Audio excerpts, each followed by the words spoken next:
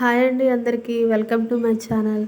ఈరోజు మన ఛానల్లో గుమగుమలాడే వంకాయ ఉల్లికారం అయితే చేస్తున్నాను. ఇది చాలా ఈజీగా అయిపోయే రెసిపీ అనమాట. ఎక్కువ టైం కూడా పట్టదు.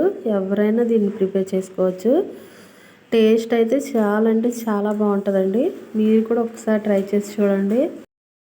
దీనికోసము ఇదిగోండి పేస్ట్ అయితే ప్రిపేర్ చేస్తున్నాను. ఉల్లిపాయలు ముక్కలు కోసేసి దీంట్లో మిక్సీ జార్లో వేసేసుకొని ఒక స్పూన్ పసుపు, ఒక స్పూన్ ఉప్పు, కొంచెం జీలకర్ర, ఒక 5-6 వెల్లుల్లి రబ్బలు ఇలా పొట్టు తీసి వేసుకోవాలి. అలాగే కారము మీ స్పైసీకి తగ్గట్టుగా వేసుకోండి. మీరు ఎంత కారం అయితే తినగలరో అది చూసుకొని వేసుకోండి. దీన్ని ఇలా పేస్ట్ చేసుకోవాలి. బరకగా పేస్ట్ చేసుకోవాలండి.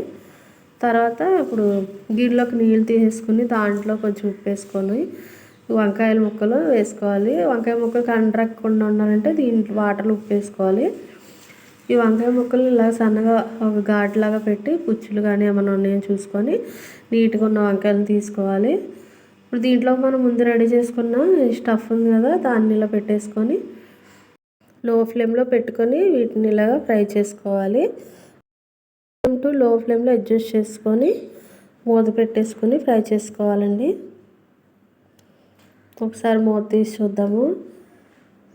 ఇలా ఫ్రై అవుతున్నాయి కదా, దీంట్లో ఇప్పుడు కొంచెం సాల్ట్ వేస్తున్నాను. ఆల్రెడీ ఇందాక మనం పేస్ట్లో వేసుకున్నాం కదా. ఇప్పుడు వంకాయ ముక్కలకు కొంచెం పట్టేలా కొంచెం సాల్ట్ వేసుకొని మళ్ళీ కొంచెంసేపు మూత పెట్టి దీన్ని మగ్గనివ్వాలి. వంకాయ ముక్కలు చూడండి మెత్తగా కొంచెం మగ్గుతున్నాయి కదా.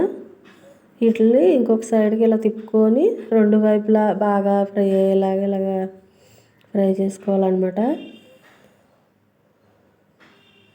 ఈ వెల్లుల్లి కారం కూడా బ్రౌన్ కలర్లో, గోల్డెన్ బ్రౌన్ కలర్లో ఫ్రై అయ్యే వరకు కూడా మనం వీటిని ఫ్రై చేసుకోవాలి. దీంట్లో ఉన్న ఆయిల్ అంతా సపరేట్ అయిపోతే మనకి కర్రీ ఉడికిపోయినట్టే అనమాట, రెడీ అయిపోయినట్టే. మూత పెట్టేసి కొంచెంసేపు మగ్గిద్దాం. ఒకసారి మూత తీసి చూద్దామండి. చాలా వరకు కర్రీ అయితే ఇలాగ ఫ్రై అయిపోయింది.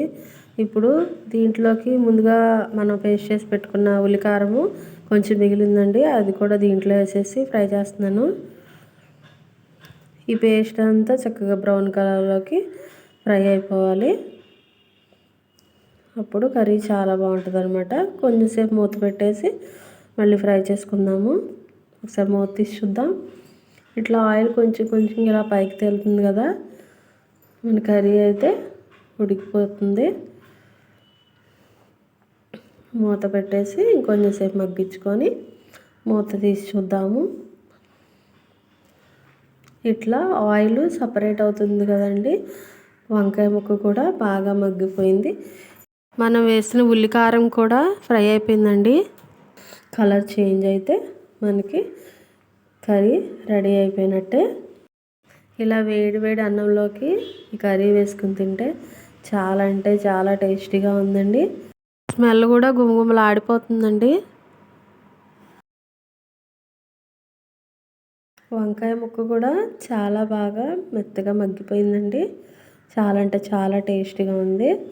వీడియో మీకు నచ్చినట్టయితే లైక్ చేయండి, షేర్ చేయండి, సబ్స్క్రైబ్ చేయండి. థ్యాంక్ యూ ఫర్ వాచింగ్ అండి.